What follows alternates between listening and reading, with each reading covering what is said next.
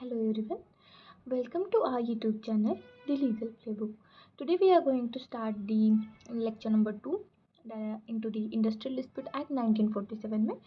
Lecture number 1 में हमने देखा था कंसेप्ट क्या है इंडस्ट्रियल डिस्प्यूट एक्ट का, डेफिनेशन क्या था and historical background of the industrial dispute and nature scope देखा था. तो आज हम जो लेक्चर नंबर 2 में देखेंगे short title, extent, commencement and definition कौन कौन से है, dismissal of an individual workman to deem to be an industrial dispute कैसे होगा वो आज हम कवर करेंगे. Okay, let's start. ओके, तो जो सेक्शंस है हम सेक्शंस ऐसे चार्ट में देखेंगे. ईच एंड एवरी सबसेक्शन हमने यहाँ पे कवर किया है इन सिंपल लैंग्वेज में विथ एग्जाम्पल. ओके, तो यहाँ पे हम सबसे पहले देखेंगे कि जो इनैक्टमेंट डेट क्या है इंडस्ट्रियल डिस्प्यूट एक्ट का. इनैक्टमेंट डेट तो 11 मार्च में 1947 में इनैक्ट हुआ था एंड 1 अप्रैल 1947 अप्रॉक्स जो 1 मंथ के बाद ही क्या हुआ था, इन्फोर्समेंट में आया था. ओके, तो उसके बाद हम देखेंगे सेक्शन नंबर 1 जो है short title, extent and commencement क्या है. Short title, extent and commencement. Section 1 में क्या बोला है, short title, this act may be called as an industrial dispute act 1947. इस एक्ट को हम क्या बोलेंगे, industrial dispute act 1947.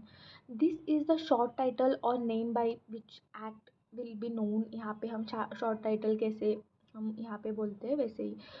If a court company refers to industrial dispute act they mean this act is passed into the 1947. Okay okay, तो subsection 2 में क्या बोला है, it extend to whole of India. Earlier contents the territory were excluded. यहाँ पे जो पहले था कुछ जो टेरिटरी यहाँ पे जैसे कि जम्मू एंड कश्मीर जहाँ पे एक्सक्लूड किया जाता था, लेकिन अब यहाँ पे एक्सक्लूडेड नहीं है, सब होल इंडिया पे यहाँ पे एप्लीकेबल होता है.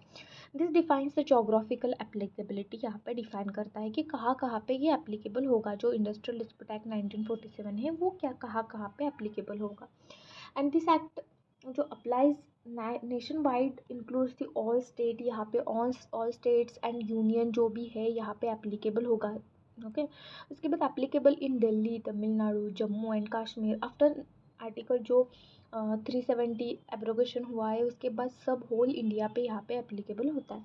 उसके बाद 1 क्लॉज 3 में क्या बोला है, इट शैल सबसेक्शन 3 है, सॉरी 1 सबसेक्शन 3. यहाँ पे सबसेक्शन 3 सेक्शन 1 जो बोला है इसमें क्या बोला है, it came into force on first day of April 1947 में इन्फोर्समेंट में आया था. ओके, आपको ये डेट याद रखना है एंड जो इनैक्टमेंट डेट है वो भी आपको याद रखना है. इनैक्टमेंट डेट क्या है, 11 मार्च 1947. ओके, उसके बाद हम देखेंगे सबसेक्शन 2. डेफिनेशन का पार्ट है सबसेक्शन 2. तो इसमें बोला है the industrial dispute act which with each clause it mean and example to help the understand better. यहाँ पे हमने जो एग्जाम्पल है की पॉइंट्स है यहाँ पे हमने कवर किया है. तो सबसे पहले अप्रोप्रिएट गवर्नमेंट की डेफिनेशन दी है, ए फॉर अप्रोप्रिएट गवर्नमेंट, ऐसे आप याद रख सकते हैं. तो जो है यहाँ पे गवर्नमेंट जो है यहाँ पे अप्रोप्रिएट सेंट्रल और स्टेट गवर्नमेंट होंगे. जो लेबर लॉज है वो कॉन्करेंट लिस्ट में फॉल करते हैं, तो यहाँ पे जो है सेंट्रल गवर्नमेंट भी यहाँ पे एंड स्टेट गवर्नमेंट भी अप्रोप्रिएट गवर्नमेंट में आएंगे. Responsible for the industrial dispute depending on the industry and type और लोकेशन उसके ऊपर डिपेंड होगा.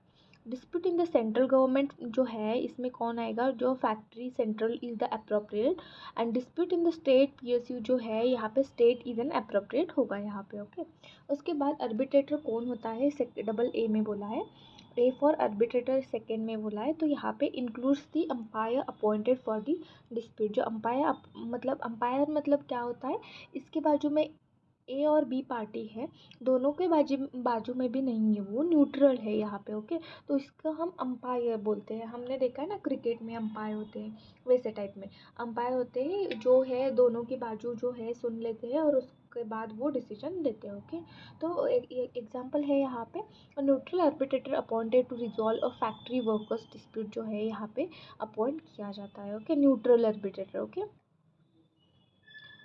उसके बाद हम देखेंगे जो है एवरेज पे है. यहाँ पे एवरेज पे क्या होता है, average wages of the workman जो है यहाँ पे मंथली 3 मंथ वेजेस होते हैं, यहाँ पे वीकली जो है 4 वीक्स होते हैं एंड डेली जो है 12 डेज होते हैं। If less average based on actual days होंगे तो यहाँ पे जो एवरेज पे है इतना देना होता है। वर्कमैन मंथली होंगे तो 3 month, okay. Monthly paid worker average पे कैलकुलेटेड ओवर एटलीस्ट 3 मंथ, मतलब यहाँ पे एग्जांपल क्या लेंगे हम कि अगर किसी को एवरेज पेमेंट देना है तो आपको ऐसे नहीं करना है कि अब आप ईयरली दोगे, ईयर भर नहीं देंगे जो है पेमेंट वो नहीं देंगे, ईयर के बाद देंगे, ऐसा नहीं होगा। आप मैक्सिमम जो है 3 मंथ तक आप उसको क्या कर सकते हैं, रिस्ट्रिक्ट कर सकते हैं। उसके बाद आपको देना ही होता है 3 मंथ्स के बाद। अगर वीकली देते हो आप तो वीक में जो है 4 वीक्स मैक्सिमम आपको देना है, मैक्सिमम आपको आप नहीं दे सकते, उसके बाद तो आपको देना ही देना है। डेली वेजेस देते हैं आप अगर तो 12 डेज जो है उस तक आप यहाँ पे वेट करा जाएगा, उसके बाद नहीं। Okay, if the average based on the actual work जो है यहाँ पे डेज पे है वो। ओके, उसके बाद बी में बोला है अवार्ड क्या होता है। तो अवार्ड जो है यहाँ पे फाइनल और इंटरिम अवार्ड हो सकता है। फाइनली डिसीजन जो है वो आ सकता है और जो इंटरिम है वो आ सकता है on the dispute by the labour court, industrial tribunal और national tribunal including the arbitration awards भी जो भी है उसमें। ओके, उसके बाद देखेंगे बी में banking company. B for banking company आप इसे याद रख सकते हैं यहाँ पे। उसके बाद यहाँ पे क्या बोला है, defined as per the banking companies act operating more than one state include RBI, SBI, export import bank. अगर बैंकिंग कंपनी है यहाँ पे defined as per the banking company act जो है एमसीक्यू में आ सकता है कि defined as per the which act, यहाँ पे बैंकिंग कंपनीज एक्ट है यहाँ पे। ओके, तो वहाँ पे कौन कौन से बैंक इंक्लूड होते हैं, आरबीआई जो है, एसबीआई जो है, एक्सपोर्ट बैंक्स जो है यहाँ पे, एक्सपोर्ट इंपोर्ट बैंक एक्सेट्रा यहाँ पे क्या होंगे, यहाँ पे इंक्लूडेड होंगे। ओके, सब्सिडरीज बैंक जो है यहाँ पे वो भी आएंगे। ओके, उसके बाद जो है बोर्ड, सी में क्या बोला है, बोर्ड की definition. Board means a board of conciliation constituted under this act जो है यहाँ पे वो होगा। Board of conciliation set up under this act for the resolving the dispute amicably. जो है अमाइकेबली में मतलब क्या होगा यहाँ पे, फ्रेंडली जो डिस्प्यूट यहाँ पे क्या होगा, रिजॉल्व होगा। ओके, एग्जाम्पल यहाँ पे a conciliation board tries to settle a strike issue before the tribunal hearing। उसके बाद जो है सी में क्लोजर दिया गया है, सी क्लोजर। तो इसमें क्या होगा, permanent closing down of the place of employment और द पार्ट देयर ऑफ। अगर आप परमानेंट क्लोज डाउन करें इस्टेब्लिशमेंट ऑफ एम्प्लॉयमेंट जो भी है तो यहाँ पे क्लोजर होगा। ओके, परमानेंटली शट डाउन कर रहे हैं तो। उसके बाद होगा काउंसिलेशन ऑफिसर। काउंसिलेशन ऑफिसर कौन होगा यहाँ पे, जो है officer appointed to mediate and conciliate the dispute. आपका जो डिस्प्यूट है उसको रिजॉल्व करने के लिए जो काउंसिलेशन ऑफिसर जो बोर्ड अपॉइंट करता है और अप्रोप्रिएट गवर्नमेंट अपॉइंट करता है, तो यहाँ पे जो है अमाइकेबली डिस्प्यूट जो रिजॉल्व करता है वो होगा काउंसिलेशन ऑफिसर यहाँ पे होगा। ओके, यहाँ पे गवर्नमेंट अपॉइंट करेगा। उसके बाद जो है हमने बोला था अंपायर जो होगा, अंपायर आर्बिट्रेटर ने बोला था, वैसे ही काउंसिलेशन ऑफिसर भी एज लाइक अ अंपायर ही होता है। उसके बाद काउंसिलेशन प्रोसीजर जो होता है, प्रोसीडिंग क्या होता है, any proceeding by the conciliation officer जो हेल्ड करता है और बोर्ड ऑफ डिस्प्यूट हेल्ड करता है उसको हम काउंसिलेशन प्रोसीजर बोलेंगे। जैसे कि फैमिली मैटर्स होते हैं, डिवोर्स के मैटर्स होते हैं, वहाँ पे काउंसिलेशन ऑफ जो काउंसिलेशन प्रोसीजर है वहाँ पे वो मैंडेटरी प्रोसीजर है वहाँ पे। ओके, उसके बाद जो है कंट्रोल्ड इंडस्ट्री क्या होते हैं, controlled industry which means the industry whose controlled by the union government. यहाँ पे सेंट्रल नहीं, यहाँ पे स्टेट नहीं है, यहाँ पे यूनियन मतलब सेंट्रल गवर्नमेंट जो है यहाँ पे क्या होगा, कंट्रोल उसका कंट्रोल होगा, तो यहाँ पे कंट्रोल्ड इंडस्ट्री बोला है उसको। ओके, तो लाइक दी रेलवे जो है are the controlled industry of the central government. तो उसके बाद जो एफ में क्या बोला है, एफ और कोर्ट। तो कोर्ट में क्या बोला है, court of inquiry constituted under the act to inquire into the dispute. जो है कोर्ट ऑफ इंक्वायरी अगर होगा तो constituted under under this act में जो कॉन्स्टिट्यूट किया है इंक्वायर इनटू द डिस्प्यूट के लिए जो भी है सर्च सीजर जो भी करना है यहाँ पे कोर्ट करेगा, तो वो क्या होगा, कोर्ट होगा। ओके ओके, तो उसके बाद जो है जी में एम्प्लॉयर दिया है। Employer means what? Employer means a person responsible for the industry of और द डिपार्टमेंट, सेंट्रल, स्टेट और लोकल जो भी हो, उसमें जो पर्सन रिस्पॉन्सिबल होगा, जो पर्सन वेजेस पे करने के लिए रिस्पॉन्सिबल है और रिस्पॉन्सिबल फॉर द इंडस्ट्री और द डिपार्टमेंट, सेंट्रल, स्टेट और लोकल में, वही का क्या होगा? एम्प्लॉयर। हम फैक्ट्रीज एक्ट में देखेंगे तो एम्प्लॉयर की जो डेफिनेशन है अलग अलग दी गई है। तो फैक्ट्रीज में कौन होगा? मैनेजर होगा, ऐसे दी गई है। Okay okay. उसके बाद जो है जी, डबल जी में क्या बोला है? एग्जीक्यूटिव। जो ट्रेड यूनियन के जो एग्जीक्यूटिव है उसके, तो यहाँ पे एग्जीक्यूटिव जो है body managing the trade affairs, जो मैनेज करते हैं उसको हम क्या बोलेंगे? एग्जीक्यूटिव बोलते हैं। यहाँ पे जो सिंपल है बेयर एक्ट में क्या दिया है? In relation to a trade union, जो relation of the trade union means the body whatever name called, आप जो भी नेम से आप कॉल कर रहे हो, जो बॉडी मैनेज करता है, कंट्रोल करता है जो ट्रेड यूनियन के अफेयर्स, और जो which is manage of affairs of the trade union, जो इंडस्ट्रीज जो भी है उसको मैनेज करता है, तो वो क्या होगा? एग्जीक्यूटिव होगा यहाँ पे। Okay okay. तो नेक्स्ट है आई फॉर इंडिपेंडेंट।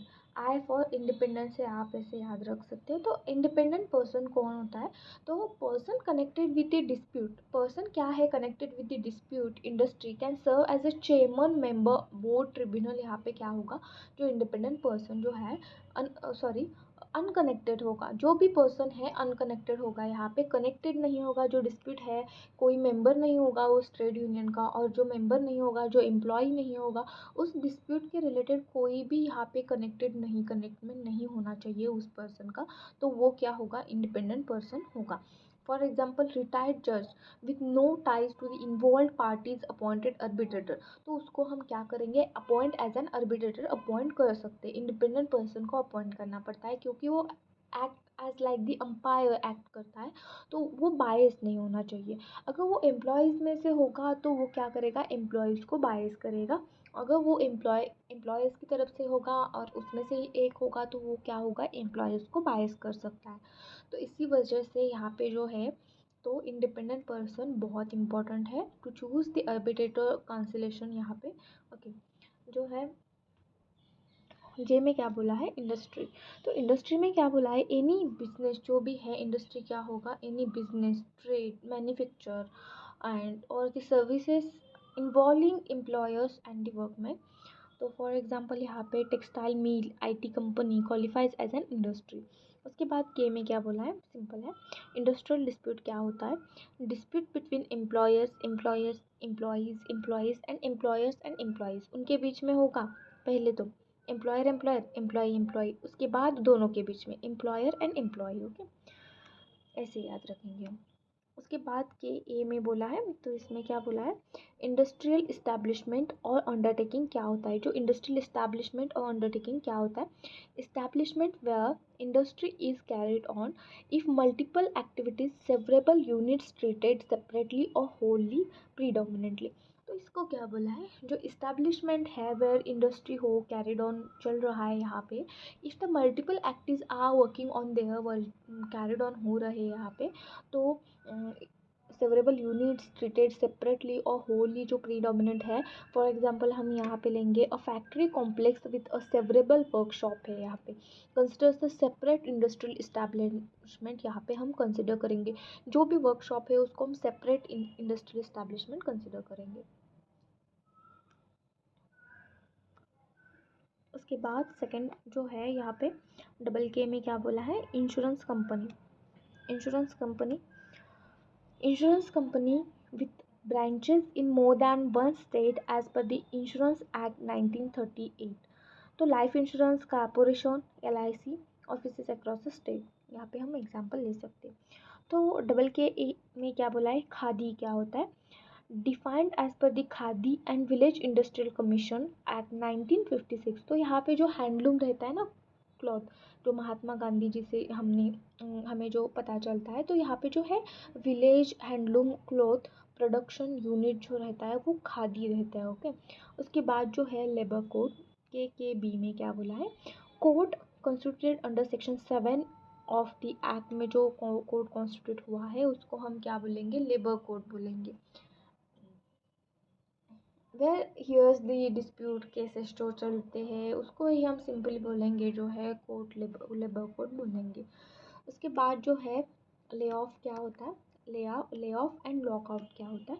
तो ले ऑफ जो है यहाँ पे employer's failure, refusal, inability to provide work due to the shortage of raw material, sorry, employer's failure, refusal, inability to provide work due to the shortage of raw materials, machinery, breakdown and natural calamities, जो भी है। Work sent home without work due to coal shortage in the power.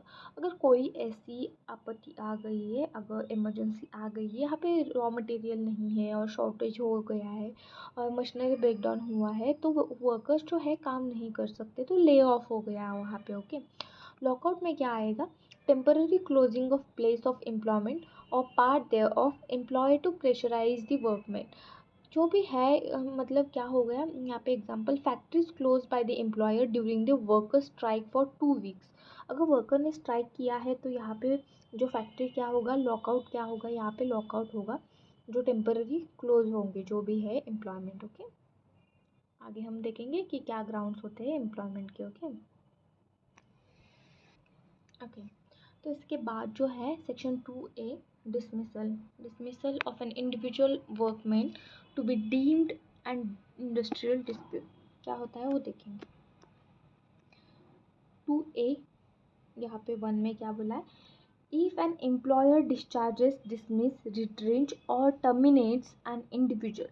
अगर employer ने क्या किया है, discharge किया है, डिसमिस किया है, रिट्रेंच किया है और टर्मिनेट किया है एन इंडिविजुअल वर्कमैन, और कोई भी इंडिविजुअल वर्कमैन को, any dispute arising out of it shall be deemed N industrial dispute, उसको हम इंडस्ट्रियल डिस्प्यूट बोलेंगे। इवन इफ नो यूनियन और अदर वर्कमैन इज पार्टी, यहाँ पे कोई भी नहीं है, अदर वर्कमैन नहीं है, ओनली 1 पर्सन भी होगा यहाँ पे, तो यहाँ पे वो इंडस्ट्रियल डिस्प्यूट ही कंसिडर करेंगे। This allows individual workers to raise the dispute without support from the trade union और अदर वर्कर। यहाँ पे जो भी पर्सन है वो without support of the trade union वो क्या कर सकता है, यहाँ पे केस फाइल कर सकता है। For example, a worker is dismissed for the alleged misconduct, तो यहाँ पे even if no other worker और union supports him, his dispute is still valid होगा यहाँ पे as an industrial dispute. Okay, उसके बाद हम देखेंगे 2A क्लास 2 में, सबसेक्शन 2 में, तो notwithstanding section 10, the aggrieved workman can apply directly to the labour code. Section 10 को छोड़ के द अग्रीव्ड पर्सन जो भी हो क्या करेगा, directly apply to the labour code और ट्रिब्यूनल, और adjudication after 45 days applying the conciliation officer.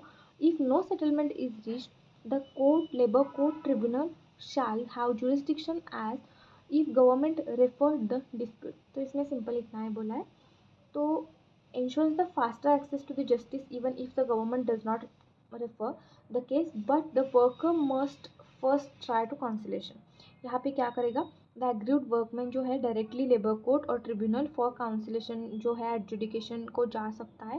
पहले उसको क्या करना पड़ेगा, 45 डेज जो है यहाँ पे काउंसिलेशन जो प्रोसेस होगा, उसके बाद जो भी डिसीजन आया होगा उसके बाद 45 डेज उसको जो है वो क्या करना है, वेट करना है, उसके बाद उसको क्या करना है, लेबर कोर्ट में जाना है। ओके, उसके बाद जो है 45 यहाँ पे उसके बाद है 2A3 में क्या बोला है, the application to the labour court tribunal must be filed within the 3 years। जो भी डिस्प्यूट हुआ है उसके बाद आपको क्या करना है, डिसमिसल किया है, डिस्चार्ज किया है, रिट्रेंच किया है, तो उसके बाद विद इन 3 years में आपको जो भी है एप्लीकेशन, लिमिटेशन पीरियड किया गया है, तो यहाँ पे 3 years के अंदर आपको जो भी फाइल करना है यहाँ पे। इसके बाद त्रिपुरा में अमेंडमेंट हुआ है, तो यहाँ पे सबसेक्शन 3 जो है, सबसेक्शन 3 में क्या बोला है, 3 years बोला है ना, तो रिप्लेस्ड 1 year किया गया है यहाँ पे। विद इन 1 year में आपको क्या करना है, यहाँ पे केस फाइल करना है। तो ये हुआ हमारा सेक्शन नंबर 2A। सबसेक्शन जो 3 में यहाँ पे जो भी है यहाँ पे अमेंडमेंट हुआ है, त्रिपुरा में हुआ है, फक्त यहाँ पे कहाँ पे भी नहीं हुआ है। Okay, thank you.